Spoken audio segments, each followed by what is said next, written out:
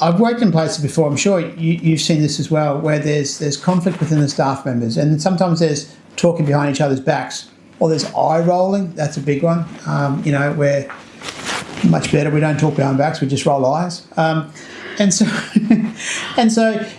we do have that trust and that camaraderie where that doesn't happen. There really shouldn't be any triangles here. Like if there's an issue between staff members, we certainly do, from a management point of view, want to be involved. We don't want little fires to grow into big flames, or little flames to go into big fires. But you have an issue with another staff member, you need to take it to them. You don't need to come and whinge to us. And so you will not find in this scenario sort of sniggering or talking or staff members coming to you and saying, look, I better ask you this because that other person wasn't doing it properly. Like that just doesn't happen. And certainly I think if we ever do find it happening, again, we're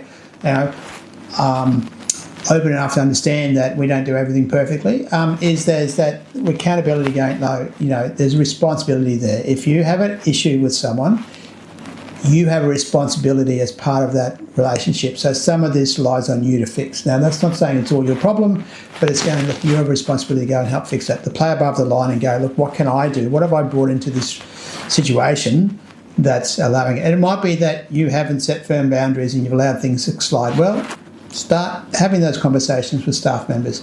But, we don't find that's the case. And one of the things around that, I think, is we do have frequent return to team group meetings where we air those discussions. Little things don't have an opportunity to grow into big things. And that's, I think, very important, is to go, okay, we've been noticing that, Andrew, your consults running longer than usual the last week or two. Like, it doesn't take 6 months for us to find something and pick on it and go, look, let's correct it. We see it quickly because frequency, and the more you ask and the more comfortable you get. Like, no one, I guess, finds it enjoyable saying, look, I think you've made a mistake here, or I think you could do it better.